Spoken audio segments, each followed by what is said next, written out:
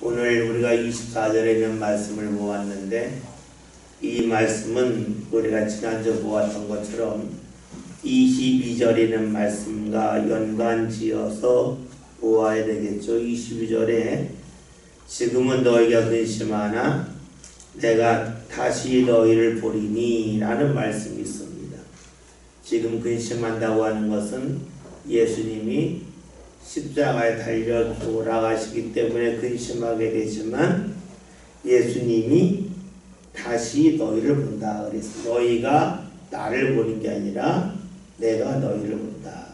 그래서 우리가 지난주 보았던 것처럼 제자들이 예수님이 부활하셨을 때에 이 방 안에 이렇게 문을 닫아놓고 있을 때에 예수님이 그 안에 들어오셨죠. 문을 열고 들어오신 게 아니라 문이 닫혀 있는데 들어오셨습니다. 사람들이 들어올 수 없는 자리에 주님께서 들어오셨죠. 그러니까 주님이 우리에게 들어오신다 하는 것은, 다가오신다고 하는 것은 사람들은 오지 못해도 주님이 오신다 하는 것을 우리가 보았어요. 그래서 우리가 신앙생활하는 것은 사람이 하지 못하는 것을 주님은 하시기 때문이다. 사람은 나에게 다가와서 나를 만날 수 없지만 주님은 나를 만나신다는 거죠. 만난다고 그럴 때는 왼쪽으로 얼굴을 보고 만나는 것도 되겠지만, 내 마음, 내 삶과 만날 수 있는 분은 주님밖에 없다는 말씀을 보았었는데, 주님께서 그렇게 다가오심을 너희가 알게 될 것이고, 22절에 그렇기 때문에 너희가 기쁠 거다. 그리고 그 기쁨을 빼앗을 사람이 없다. 왜냐하면 내가 주님에게 가는 거라면 내 앞길을 막으면 되겠지만, 주님이 오시는 것이기 때문에 그것을 막을 사람이 없다 그랬죠. 그래서 우리가 요한계시록 3장에 그 빌라델피아 교회에 관한 말씀을 보면서 문을 열면 닫을 자 없고 닫으면 열 자가 없다 하는 주님의 그 선언을 보았었습니다. 이것은 다시 말하면 예수님이 부활 후에 제자들을 만나는 것이 되겠죠. 주님의 만남은 시간과 공간이 문제되지 아니한다 그랬습니다. 따라서 그런 주님을 만나게 되면 예수님이 누구인지를 안다는 것이 돼요. 예수님이 누구인지 알기 전에 구하는 것과 예수님이 누구인지 안 후에 구하는 것은 다르다는 겁니다. 알기 전에 구하는 것은 제대로 구하지 못하는 것과 같다고도 볼 수가 있죠. 우리가 일을 할 때에도 그 일을 어떻게 해야 될지 알고 일을 하는 사람과 그 일을 어떻게 해야 될지 모르면서 일하는 사람은 다르잖아요. 마찬가지로 주님에 대해서도 알고 기도하는 사람과 모르고 기도하는 사람이 다르다 하는 것입니다. 그래서 주님을 제대로 알지 못하면 어떻게 될까요? 구하지 않을 것도, 아니 구하지 않아도 될 것을 구한다는 것이 돼요. 반면에 주님을 알게 되면 꼭 구해야 될 것이 무엇인지 안다라고 우리가 볼 수 있어요. 그렇게 보면 24절에서 지금까지는 너희가 내 이름으로 아무것도 구하지 않았다는 말씀이 이해가 돼요. 왜냐하면 제자들이 예수님에게 아무것도 달라고 하지 않았다는 뜻은 아니에요.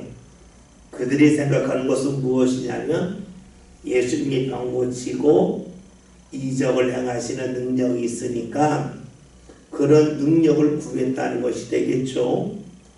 즉 예수님과 하나님을 연관시켜서 하나님의 것을 구하기보다는 자신이 원하는 땅에서 얻을 수 있는 것을 구했다라고 볼 수가 있어요.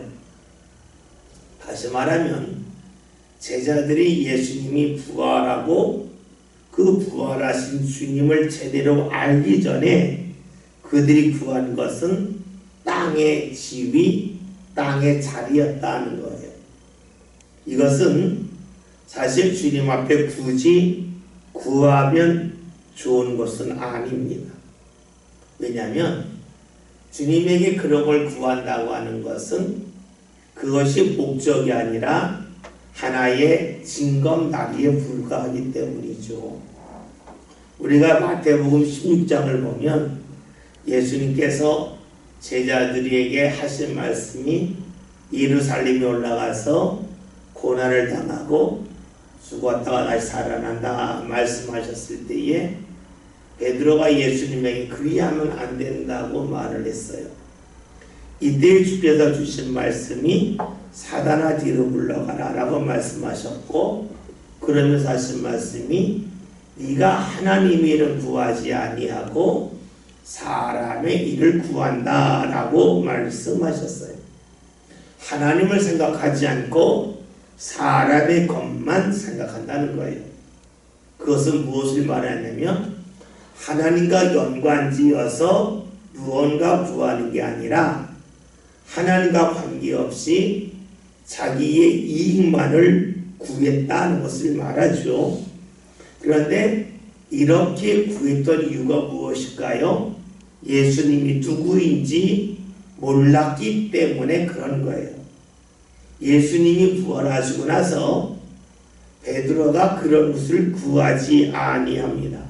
오늘 말씀을 보면 그래서 지금까지는 너희가 내 이름으로 아무것도 구하지 않았다고 하는 것은 예수님에게 구할 것을 제대로 구하지 않았다는 것이 되겠죠. 그런데 이제는 예수님의 이름으로 구하라 라고 말씀하고 있어요. 왜 예수님의 이름으로 구하라고 하셨을까요?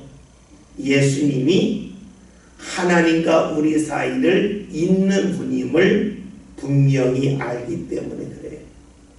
예수님이 부활하기 전에는 그냥 예수님은 이적을 행하시는 분, 어떤 신비한 능력을 가지신 분, 땅에서 다른 사람들이 하지 못하는 놀라운 일을 행하시는 분으로 여겼었는데, 이제 예수님의 부활을 경험하게 되면 그 다음부터는 예수님을 통해서 하나님에게 갈 수가 있고 하나님과 연관되어진다는 것을 알게 된다는 것이 되겠죠. 그래서 예수님의 이름으로 구하라 라고 말씀하고 있습니다.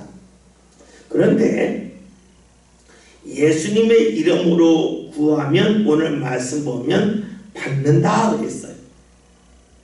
그러니까 예수님이 누구인지 알고 예수님을 통하여 무엇을 구해야 될지 알아서 구하면 그것을 받는다는 말씀이에요. 지금 말씀이 조금 어려워져요. 그럼 도대체 뭘 구하라는 걸까라고 우리가 질문할 수가 있죠. 그래서 우리가 이와 유사한 말씀이 야고보서 1장에 나와 있는데 한번 찾아보겠습니다. 야고보서 1장 신약성경 371면 야고보서 1장 5절.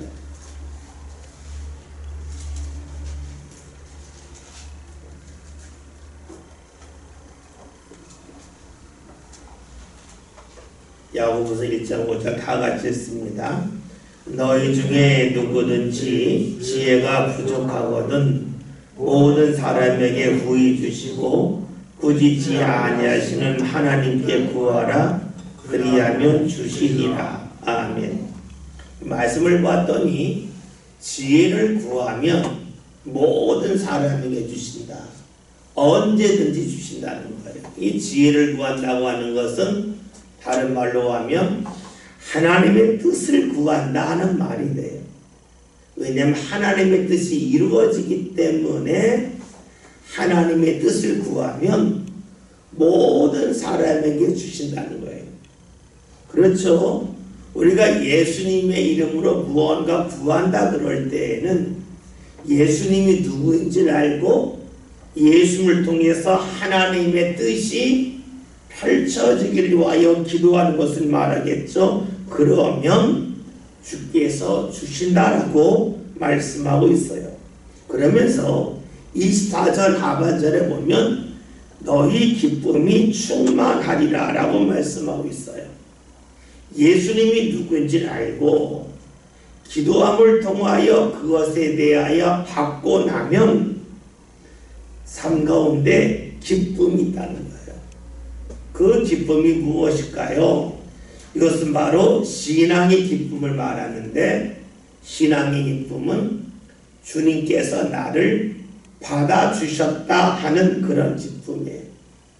받아주셨다 하는 말씀을 다른 말로 하면 하나님이 나를 인정하셨다는 것이고 하나님이 나와 함께 하신다 하는 것이에요.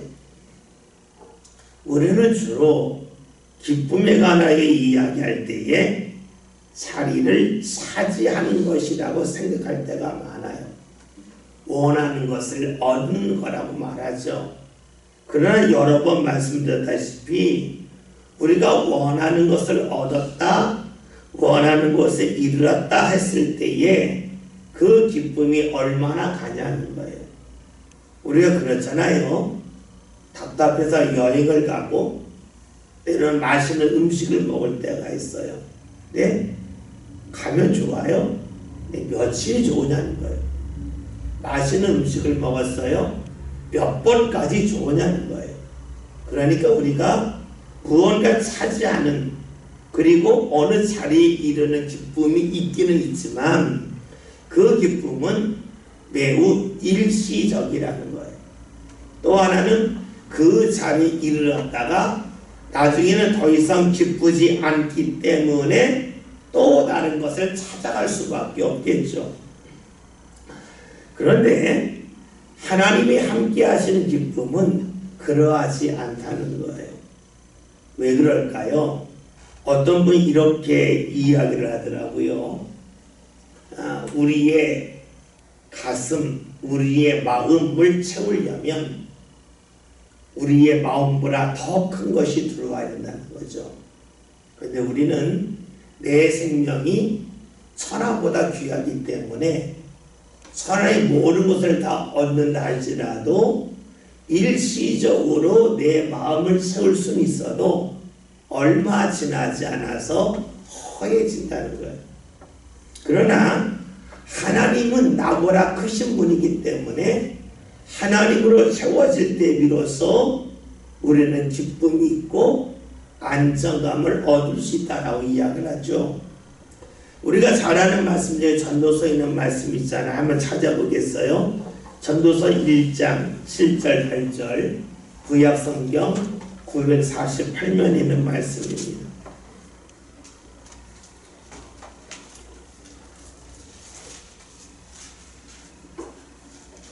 구약성경 948면 전도서 1장 7절 8절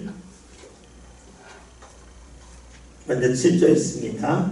모든 강물은 다 바다로 흐르되 바다를 채우지 못하고 강물은 어느 곳으로 흐르든지 그리로 연하여 흐르느니라. 아멘. 강물이 바다를 다 채울 수 없다라고 말해요.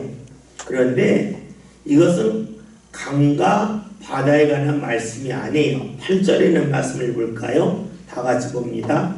모든 만물이 피곤하다는 것을 사람이 말로 다 말할 수는 없나니 눈은 보아도 족함이 없고 귀는 들어도 가득 차지 아니하도다. 아멘. 전도서 1장 7절 8절에 있는 이 말씀은 우리가 눈으로 무엇을 보면 처음에는 족하고 좋은 것 같은데 얼마 지나서 족함이 없다는 거예요. 사람이 나에게 좋은 말을 하면 기뻐요. 그런데 우리가 칭찬도 3번 들으면 싫다고 그러죠. 귀로 듣는 것도 족함이 없다는 거예요. 이게 무엇이냐? 나보다 큰 대상은 세상에 하나도 없기 때문에 그래요. 오늘 예수님의 말씀이 너희가 나를 알아서 내 이름으로 기도하여 응답을 받게 돼서 하나님이 무언가 함께 하심이 느껴지면 그때 기쁘다는 거예요. 왜냐? 하나님은 내 삶을 덮고도 남기 때문에 그래요. 25절에 있는 말씀 함께 봅니다. 요한복음 16장 25절입니다. 다시 본문으로 와서 25절에 있는 말씀 함께 보겠습니다. 이것을 비유로 너희에게 이르거니와 때가 이르면 다시는 비유로 너희에게 이르지 않고 아버지에 대한 것을 밝히 이르리라. 아멘. 주님이 하시는 일, 십자가와 부활에 대해서 예수님이 비유로 말씀하셨어요. 그게 뭐냐면 요한복음 16장 21절을 제가 읽을게요. 우리 본문 앞에 있는 말씀이죠.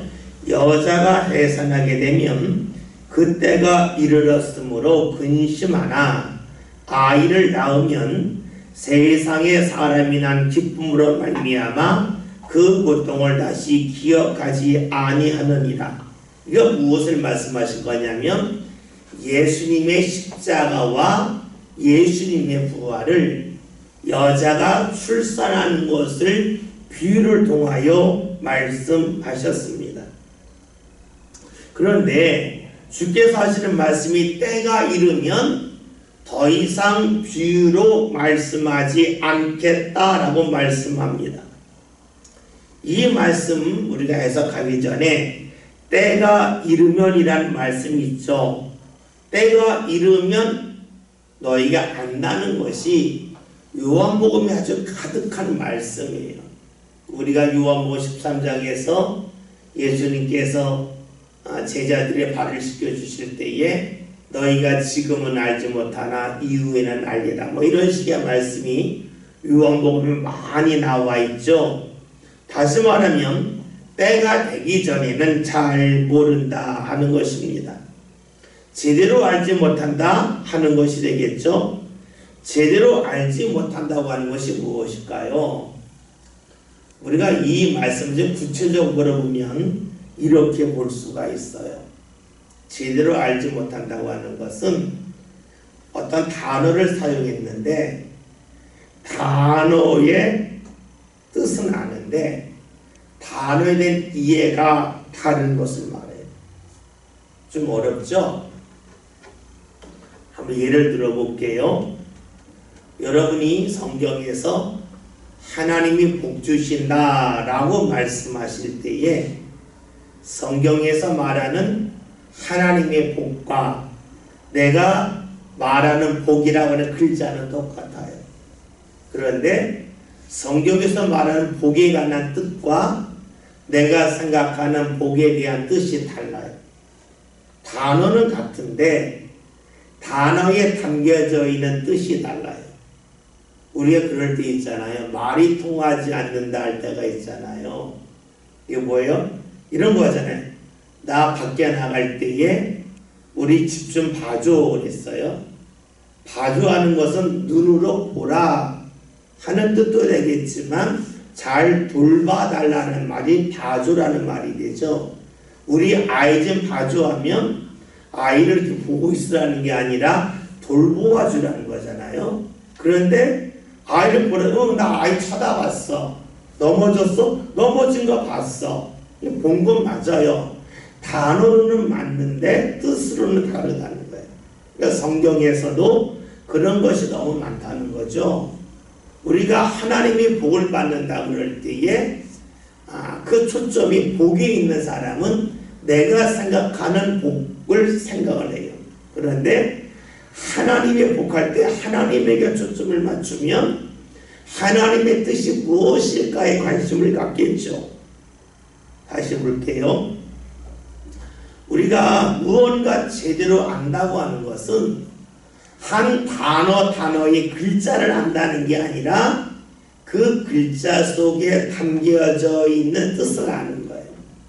우리가 성경을 읽잖아요. 성경을 읽었지만 글자를 읽는 사람이 있고 글자 안에 담겨진 뜻을 읽는 사람이 있어요.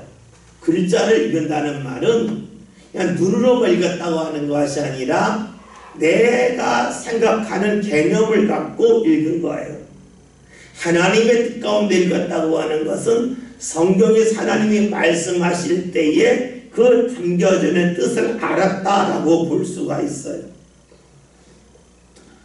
좀 더 이것을 쉽게 해석하면 이렇게 볼 수가 있어요. 예수 믿다가 죽은 사람이 있어요. 이 사람이 복받은 사람이에요? 복받지 않는 사람이에요? 우리가 그냥 일반적으로 보면 비참하게 죽은 거죠. 내 신앙으로 말하면 복받은 사람이라고 말을 해요. 왜 그럴까요? 사람이 생각하는 복과 하나님이 생각하는 복이 다르기 때문이죠. 바울이 예수 믿다가 전설 그런 데 의하면 그가 참수형을 당했다 그러죠. 목이 베임을 당했다는 거예요. 그러면 바울이 그 삶이 복받은 삶일까요? 비참한 삶일까요? 우리가 이것에 따라서 하나님의 복을 안다고 볼 수도 있고 하나님의 복을 모른다고 볼 수도 있어요.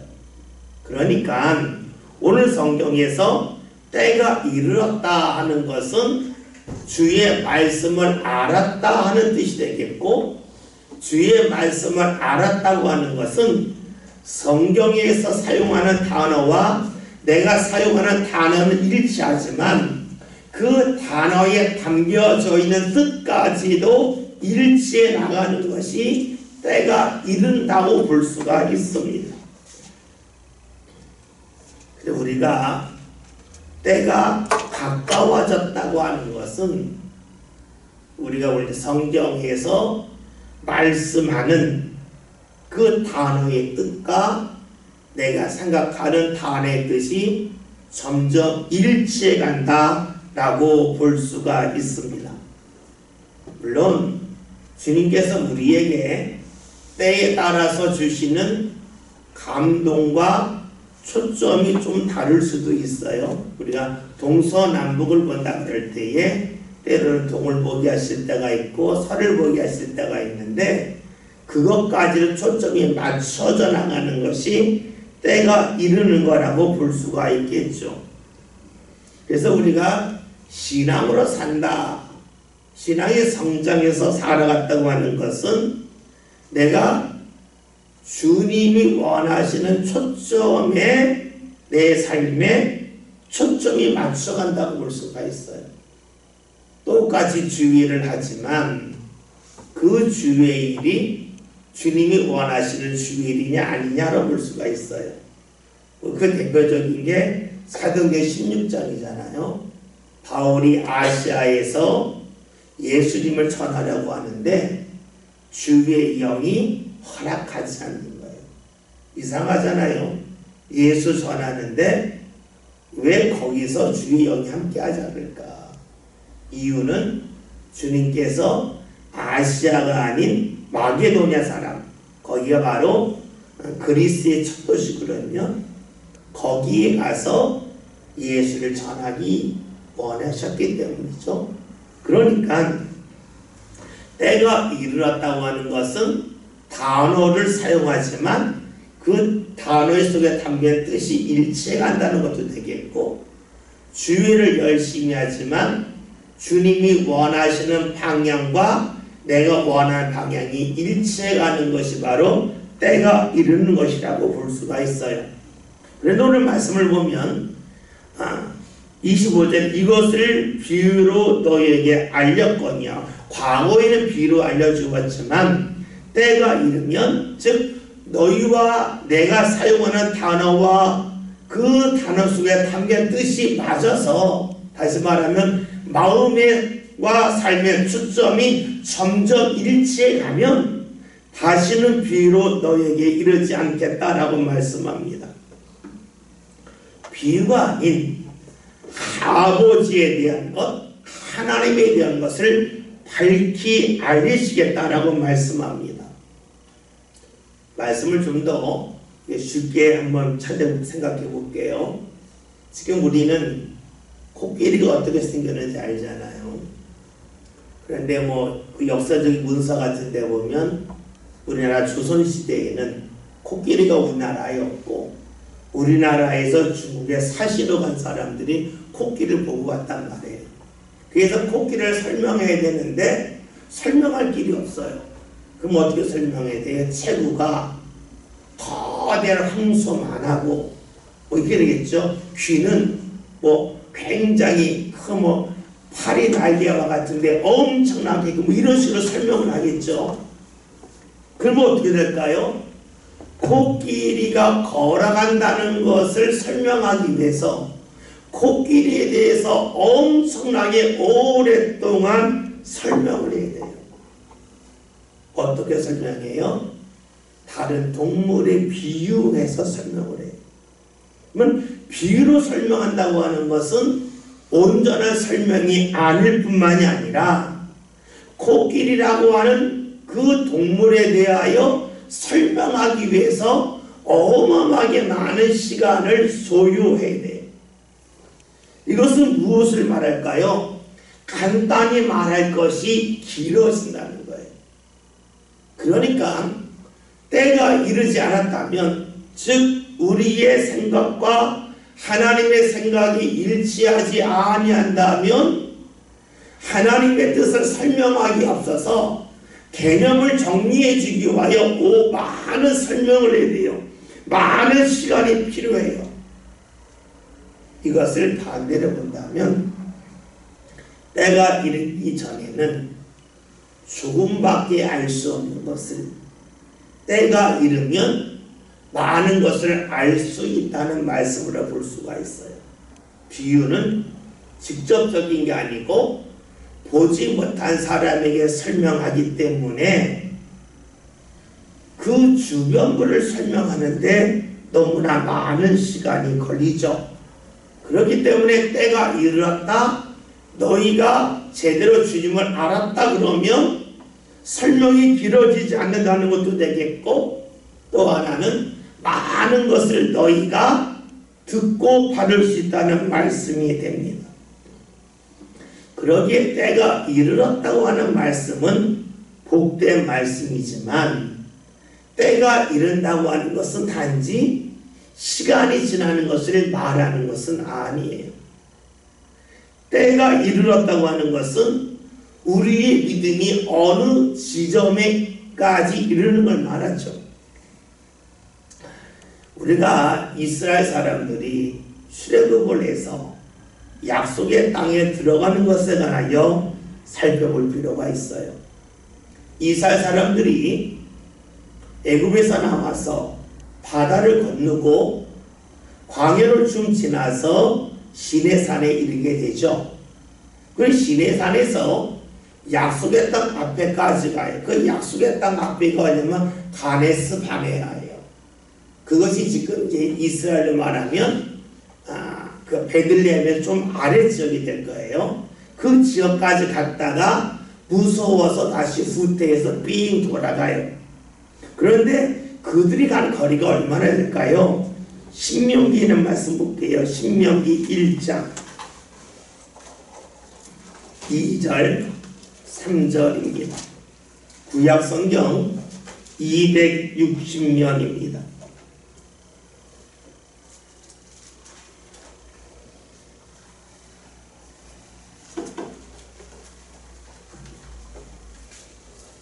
신명기 1장 2절 구약성경 260년에 있는 말씀을 다 같이 함께 보겠습니다. 호렙산에서 세일산을 지나 가데스 바네까지 10하루길이었더라. 아멘. 우리가 성경에서 이렇게 보면 큰 게 두 줄기가 있다고 보는 게 좋아요. 시내산이라고 부르는 그런 성경이 있고 호렙산이라고 부르는 그런 성경이 있어요. 그런데 신명기, 그 다음에 사무엘상하, 열왕기상하에서는 신명기와 그 단어가 비슷해요. 그래서 거기에서는 어떻게 쓰냐면 시내산을 호렙산이라 불러요. 그래서 우리가 열왕기상에는 말씀을 보면 엘리야가 호렙산까지 40일 동안 갔다는 말씀이 나와요. 그래서 그걸 호렙산이라고 부르고, 출애굽기에서는 시내 산이라고 불러요. 그래서 지금 우리가 신명기는 말씀을 보기 때문에 시내 산이라고 읽는데, 성경으로 이스라엘이 애굽에서 나와서 시내 산에까지 가는데 1년이 걸렸어요. 그리고 시내 산부터 이제 가데스 바네아는 이스라엘 유다 지방 남쪽을 말하는데, 그 남쪽까지 가는 길이 오늘 말씀을 봤더니 신명기 1장 2절에서 10하루 길이었다. 걸어가면 10하루만 갈 길이었는데, 3절에는 말씀 신명기 1장 3절 다 같이 읽습니다.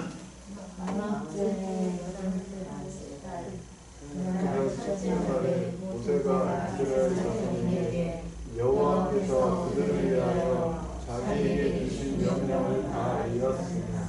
아멘. 40번째 되는 해에 다시금 가데스 바네아 근처까지 갔다는 거예요. 그러면 10하루 길인데 약 39년, 그렇게 38년 이렇게 걸렸다고 볼 수가 있어요. 그러니까 때가 이른다고 하는 것이 어떤 사람에게는 10하루 만에 때가 이를 수도 있고, 어떤 사람에게는 40년 정도 지나야 때가 이를 수 있음을 알 수가 있어요. 그래서 우리가 오늘 성경 때가 이르렀다 단어를 사용하는데 단어의 글자는 같은데 담겨지는 뜻이 다르다. 하나님의 말씀을 대하는데 그 말씀에 대한 내 생각과 주님의 생각이 다르다. 근데 이것이 맞아떨어져 나가는 것이 때가 이르는 것이고, 때가 이르기까지 시간이 걸리는데 어떤 사람에게는 10하루가 될 수가 있고 어떤 사람에게는 40년이 될 수 있다고 하는 것이 성경이 우리에게 알려주는 말씀이죠. 가까운데 한참 걸릴 수도 있어요.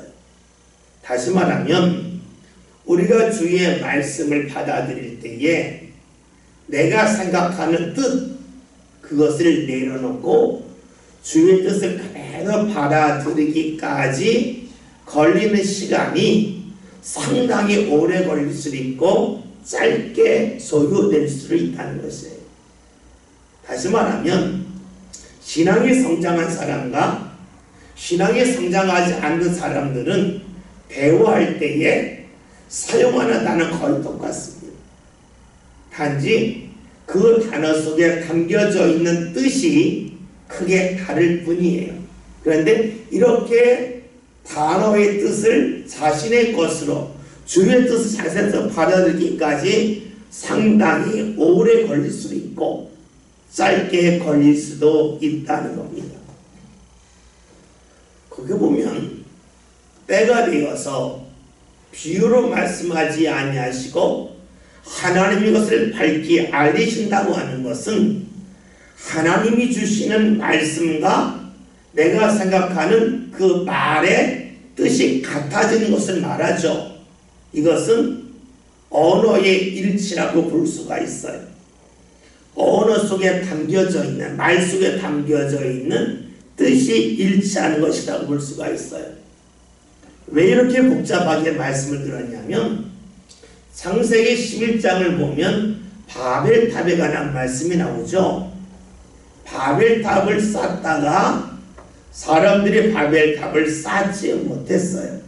근데 바벨탑을 쌓은 이유가 이거죠. 우리의 이름을 내자는 것이에요. 자신들이 무언가 유명해지고 싶다 하는 자신들의 욕망을 펼치겠다는 거예요. 그때 하나님 주신 것이 언어의 혼란이었어요. 그런데 출애굽기 사도행전 2장에는 말씀을 보면 성령이 임하고 성령이 임하면서 방언을 말하기 시작하는데 사도행전이 방언의 특징은 언어가 통하는 것가 되죠. 우리가 고린도전서에 나와 있는 방언이 있고 사도행전에 나와 있는 방언이 있는데 사도행전에 나와 있는 방언은 그 오순절이 되어서 외국에 흩어져 있던 유대인들이 돌아왔는데 그들이 성령 받은 사람들이 기도하는 소리를 듣는데 자기 나라 말로 들었다는 거예요. 즉 그리스에서 온 사람들은 그리스 말로 듣고 또 이집트에서 온 사람은 이집트의 말로 들었다는 거예요. 그러면서 나오는 것이 뭐냐면 언어가 통하게 되었다는 거예요. 그러니까 성령께서 하셨던 일은 무엇이냐면 사람과 사람 사이에 언어의 벽을 넘어서겠다는 거예요.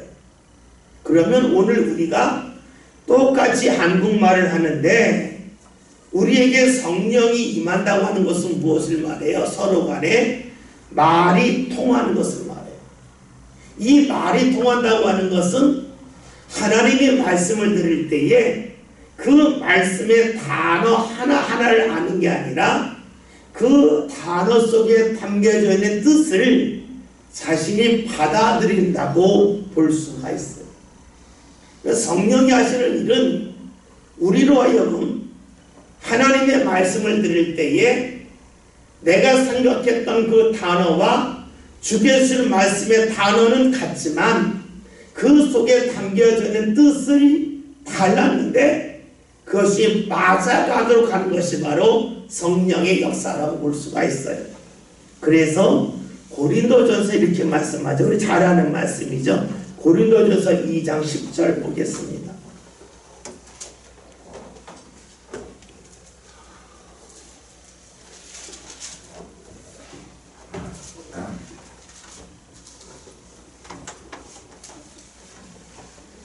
신약성경 265면 고린도전서 2장 10절 다 같이 읽습니다. 오직 하나님이 성령으로 이것을 우리에게 보이셨으니 성령은 모든 것 곧 하나님의 깊은 것까지도 통달하시느니라. 아멘. 이 말씀은 여러 가지로 해석할 수가 있어요. 성령을 통해서 내가 나를 향한 하나님의 뜻을 안다라고 볼 수 있어요. 그래서 이렇게 보면 좀 신비적으로 읽게 돼요. 그런데 우리가 일반적으로 읽는다면 하나님의 깊은 것까지도 통달해서 알게 하신다고 하는 것은 성경에 있는 단어와 내가 생각하는 단어가 사용하는 단어는 같지만 그 속에 담겨져 있는 뜻을 자신이 받아들일 수 있다는 걸 알게 되었다는 거예요. 그러니까 똑같이 성경을 읽었는데 예전에는 내 방식대로 내가 원하는 그 방향으로 성경을 읽었다면 성령이 함께 하시면서는 하나님이 원하시는 쪽으로 해석이 되면 읽어진다고 볼 수가 있어요. 우리가 오늘 읽은 이 고린도전서 2장 10절에 있는 말씀을 우리는 뭐 영적이다 뭐 이렇게 해서 뭐 신비한 걸 보았다 알았다 이렇게 읽으면 우리 아주 거리가 멀어요. 근데 우리가 가장 쉽게 읽는 것은 단어는 같지만 단어 속에 담겨져 있는 뜻이 달랐는데 성령이 함께 하실 때에 주님이 원하시는 해석으로 내가 읽게 되었다는 거예요. 그래서 11절에는 말씀 고린도서 2장 11절 다 같이 읽습니다. 사람의 일을 사람의 속에 있는 영혼을 이와 같이 하나님의 일로 하나님의 영을 있는 나도 알지 못하리라. 네. 뒤에 부분을 해석하면 하나님의 일을 기록한 성경은 하나님의 영이 아니면 그것을 알지 못한다는 거예요. 알지 못한다고 하는 것은 단어를 모른다는 게 아니에요.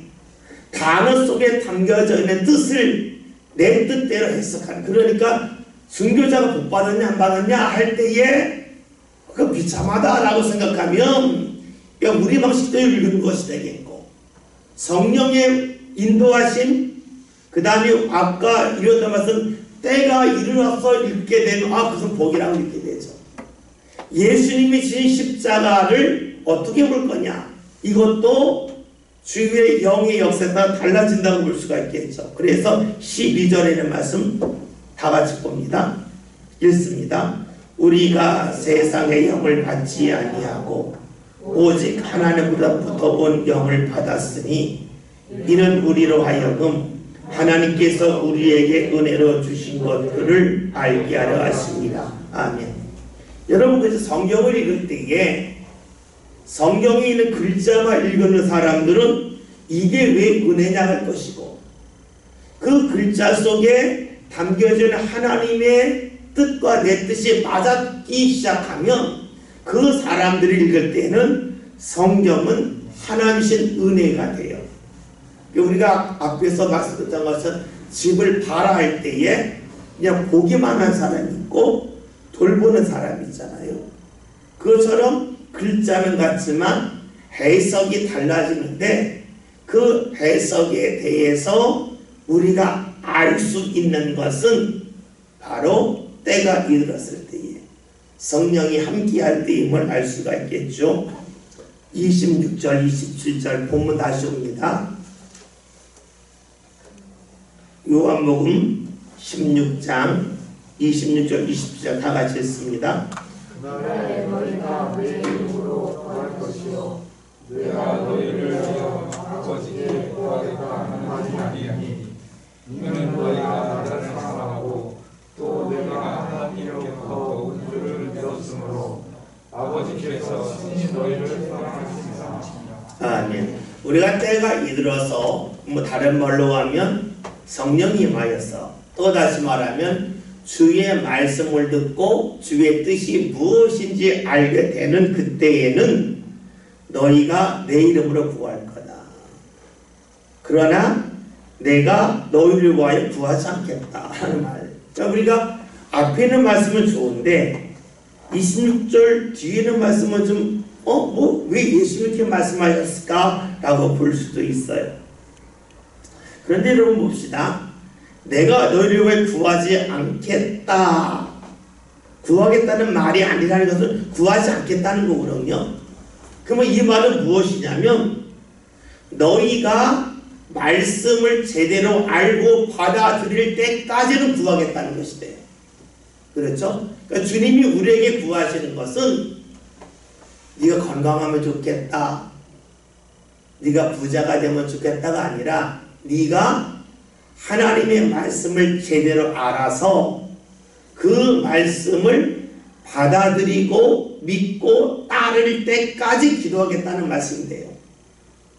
그러니까 주님께서 우리에게 원하시는 것은 우리 어떤 건강이나 우리가 어떤 물질적으로 풍요로워지는 것도 되겠지만 가장 궁극적으로 구하는 것은 주님께서 우리가 그날에 이르는 것, 그때에 이르는 것, 우리가 사용하는 단어와 성경에 있는 단어가 글자만 같은 것이 아니라 그 속에 담겨져 있는 해석과 뜻까지 같아지기를 위하여 주께서 기도하신다라고 볼 수가 있어요. 주님이 가장 원하시는 것은 우리가 말씀을 보고 말씀을 제대로 아는 거라고 볼 수가 있을 거예요. 그래야 어떻게 주께서 주신 말씀이 우리의 삶을 이끌고 가는 말씀이 되잖아요. 근데 우리가 말씀 읽어도 내 방식대로만 읽는다, 집을 보라고 했더니 정말로 눈만 뜨고 집을 멀뚱멀뚱 보았다라고 한다면 그 사람은 주님과 너무 멀어진 사람이잖아요. 그래서 주님께서 우리에게 구하는 것은 그때까지다. 그런데 문제는 이렇게 되겠죠. 우리가 과연 그때까지 이룰 수 있는 사람이 있을까? 100% 이룰 수 있을까? 없겠죠. 그러니까 주님께서는 우리가 하나님 앞에 가는 그 순간까지 구하시는 것이 이 사람이 하나님의 말씀을 제대로 알기를 원합니다. 그때가 되기를 원합니다. 이것을 구한다고 볼 거예요. 그래서 우리가 21절 말씀을 읽으면서 예수님이 우리를 왜 구하지 않기 때문에 이렇게 보면 곤란하고 그 앞에 있는 말씀과 연관지어서 주님께서 정말로 구하시는 것은 우리가 때가 이르는 것, 성경에 있는 단어와 우리가 쓰는 단어가 같을 뿐만 아니라 뜻까지로 같아지기를 위하여 기도하신다라고 볼 수가 있겠죠. 주님께서 우리에게 생각하시는 복이 무엇일까요? 그것은 우리가 주의 뜻을 아는 거예요.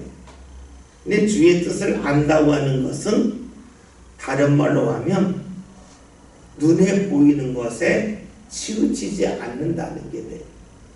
왜냐하면 주님께서 보시는 것은 우리가 잘 아는 사무엘상 17절에는 말씀처럼 사람의 외모를 보지 않고 그 중심을 보신다 그러셨잖아요. 그러니까 우리가 눈에 보이는 것에 치우치지 않는 게 복이라는 거예요. 이게 사실 어렵죠. 어려운 거예요. 그런데 우리가 이런 거 있죠. 우리가 신앙생활을 하면서 흔들리면 안 돼 하는 말은 틀려요. 다 흔들려요. 그렇죠? 흔들리지 않은 사람은 그러나 뭐예요? 빨리 자리 잡는 게 중요해요. 그렇죠? 사람이 매를 맞았다. 멍이 들지만 시간이 지나면 이렇게 멍이 가라앉잖아요. 지난 주일날 말씀드렸죠. 사람의 몸에 드는 멍은요, 가라앉는 시간이 거의 다 똑같아요. 모든 사람이 같아요. 그러나 마음에 든 멍은 가라앉는 시간이 다 달라요. 빠른 사람도 있고 늦은 사람도 있어요. 다시 말하면 흔들림이 없는 사람은 없는데 흔들림이 빨리 가라앉냐 천천히 가라앉냐 이 차이가 있겠죠. 그래서 우리가 신앙생활 할 때에 우리가 말로는 이렇게 말하지만 실제로는 조금 다를 때가 있는 과정에서 말하기 때문이죠. 그 다음에 27절에는 말씀을 보면 이는 너희가 나를 사랑하고 또 내가 아버지께로부터 온 줄을 믿었으므로 아버지께 친히 너희를 사랑하십니다. 주님이 우리를 사랑하시는 것은 예수님에 대한 믿음이 확고해질 때예요. 근데 그 확고해지는 것은 언제냐면 앞에서 있는 말씀대로 하면 여자가 출산하고 나서 더 이상 슬퍼하지 않고 기뻐한다는 말씀이 돼요. 너희가 지금은 모르냐 나중에 아는 말씀이 돼요. 즉 부활하신 주님을 우리가 만나고 나서 그 부활하신 주님이 하나님께로부터 왔다고 하는 것을 우리가 믿을 때 비로소 하나님은 우리를 더욱더 사랑하신다 하는 말씀이에요. 이 말씀은 다음 주에 우리 말씀이 길어질 것 같아서 오늘 20절까지 잠깐 보았지만 우리가 보아야 될 말씀은 때가 이른다는 말씀, 그리고 때가 이른다는 말씀은 어느 시간이 지나는 게 아니라 우리의 믿음이 어느 지점까지 가는 건데 어느 지점까지 간다고 할 때에 신명기는 말씀을 통하여 보았듯이 열 하루길이 누구에게나 40년이 될 수 있다 했죠. 우리가 그 길이 짧아지는 것이 중요하고 그 길에 이르렀다고 하는 것은 우리의 단어가 특별히 달라지는 게 아니라 단어는 같은데 단어에 담겨진 뜻과 해석이 주님과 맞아가는 거예요. 그것이 신약에서는 성령을 받았다는 말씀이 되고 이 성령을 받았다는 말씀을 고린도전서에서는 하나님이 이것을 알게 된다. 통달하게 된다. 성경을 읽었지만 이 성경이 있는 것을 글자로 읽지 않고 하나님의 뜻을 읽는 거라고 우리에게 알려주는데 이렇게 아는 것을 고린도전서에서는 하나님의 영을 받아야만 한다. 때가 이른다고 하는 것을 그렇게 보았었죠. 그리고 그렇게 되기까지를 위하여 예수님이 기도하고 계시다. 그것이 우리 신앙의 최종 목표라고 보면 좋을 것 같습니다. 기도하겠습니다.